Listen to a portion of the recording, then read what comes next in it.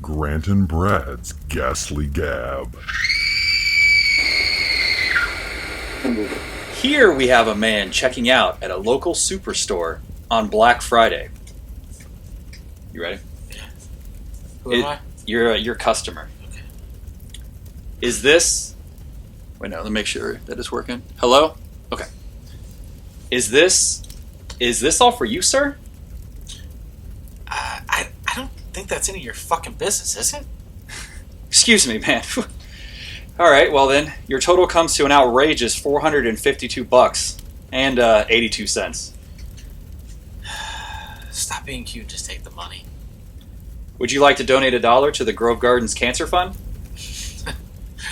Nah, man, I'm good. Are you sure? Look, asshole, I said I'm good. I got shit to do. Hurry the fuck up. Okay, man, but you are aware of Santa's elves, right? What the hell are you talking about? I'm not fucking 6 years old. Well, I can tell you that Santa Claus is real, and he doesn't fuck around when it comes to Well, I can tell you Santa Claus is real, and he doesn't fuck around when it comes to the naughty and nice list. I'm about done with you. No, now you listen, asshole. The Santa we all know is not the real Santa. He does sit up at the North Pole, waiting all year to give gifts to all the good boys and girls in the world. He has the reindeer and just the sexiest Mrs. Claus you've ever laid your selfish 42-year-old dad-bod having ass on. He also has his elves, but you have to be an idiot to think that he has them slaving away in a workshop building wooden horses and shit. 364 days of the year, he has those elves out on duty.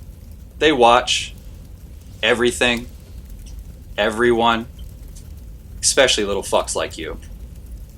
People that spit hate speech online, people that don't bend down to help pick up their fellow man, miserable, terrible people that don't give a fuck about anyone but themselves. Did you even notice that haggard old man out front ringing the bell? I know you didn't, or you glance the other way, making sure he notices you not noticing him. Also, you don't have to flick a penny into his can? Well, guess what, douchebag? Elf. The so-called friend on social media that asked you for your help to help a family across the world get clean water, and you just blocked them for annoying you? Elf. The dirty child on the highway off-ramp begging for just $1 to get even the smallest bit of shitty fast food. You rolled your window down and told her to get a job. Elf. The people that would rather bitch and complain about the color of a coffee cup than actually do something with their stupid, simple, meaningless lives, they see it. They see it all. And after they write the names down, the names of all the people who leave their shit stain on this earth, they report back to the big, jolly fat man. December starts. People go and buy their shitty families shitty gifts and teach their shitty children nothing in the process. And now this part, I really want you to listen to. December 24th, Santa sits down next to an open fireplace, lights his pipe and takes a puff, sips his hot chocolate while slowly and carefully checking his list. He reaches the end and starts back at the beginning just to make sure he didn't get it wrong. What he's about to flick on all the naughty children, he cannot get it wrong. Naughty, nice, naughty, naughty. He shakes his head because he's noticed within the past decade or so there has been more and more on the naughty list. He stands up, shuts his book, and walks across the room to kiss the missus goodbye. She smiles, and he walks outside in the silent night. There's snow falling ever so gracefully, highlighted by the moonlight spilling through the thick winter clouds. A red light is glowing at the end of his sleigh. He chuckles to himself and pets each and every reindeer, finishing with Rudolph at the front. It's now time for Santa to suit up for his night of joy.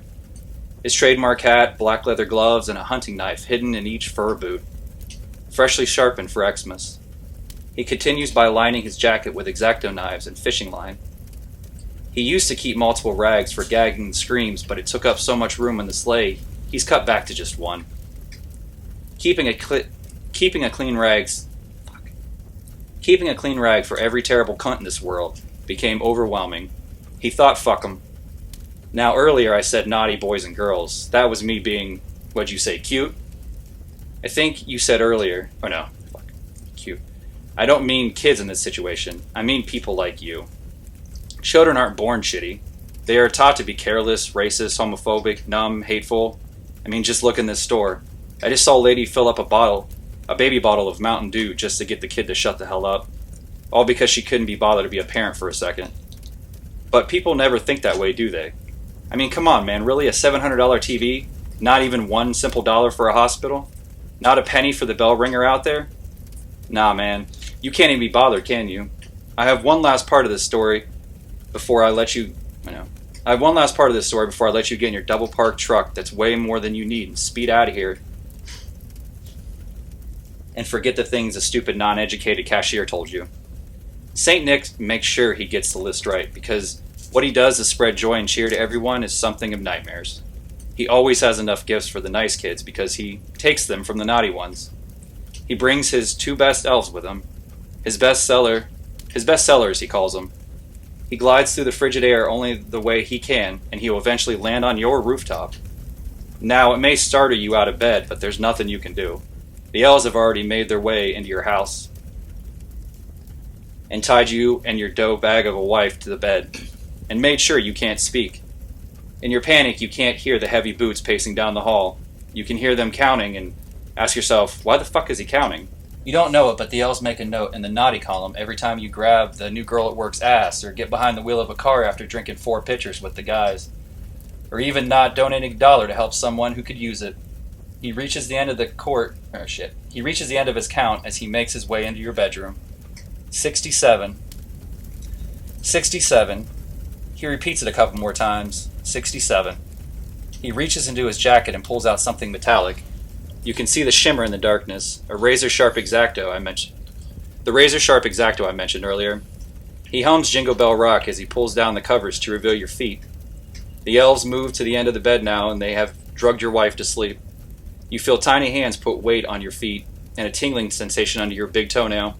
The sensation slowly turns to a sharp, needling pain. The fat man is sliding the razor under your toenail, and after he gets it far enough up, he pops that sucker off as he stands back up and mumbles, 1, and moves the blade to the next little piggy in line. The next hour is spent working his way up your leg and stomach, taking a chunk out of skin here, 22, scraping away a muscle and carving SC into a rib bone there, 45, until he gets to your sad, wrinkly old man face. This is where the X-Acto disappears. It's too blunt to get the job done anymore, and he reaches for the knife in his boots. One of those big dick knives, kind you see in movies. The elves have now moved up to your head and have pried your eyelids open. He ever so carefully, with blood-covered cheeks, slides the knife between your skull and the eyeball and pops the sucker out. Just one, though. He might need the other one for next year. Then moves down to your ear. The knife enters your skin and he starts carving. What the fuck did I write? The knife enters your skin and he starts a carving motion down to your chin and back up to the other ear. Then connects the skin dots back to the first ear, mimicking a giant smile that is leaking blood up into the empty eye socket you now have. 67, he declares. Ho, ho, ho. The elves clap and cheer. He bends down to about an inch from your face and says, God bless us, everyone. Breathing hot breath on your open wound.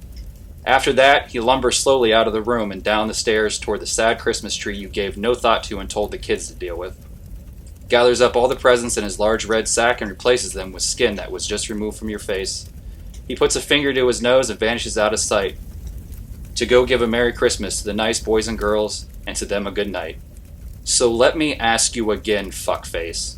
Do you have $1? Good story, kid.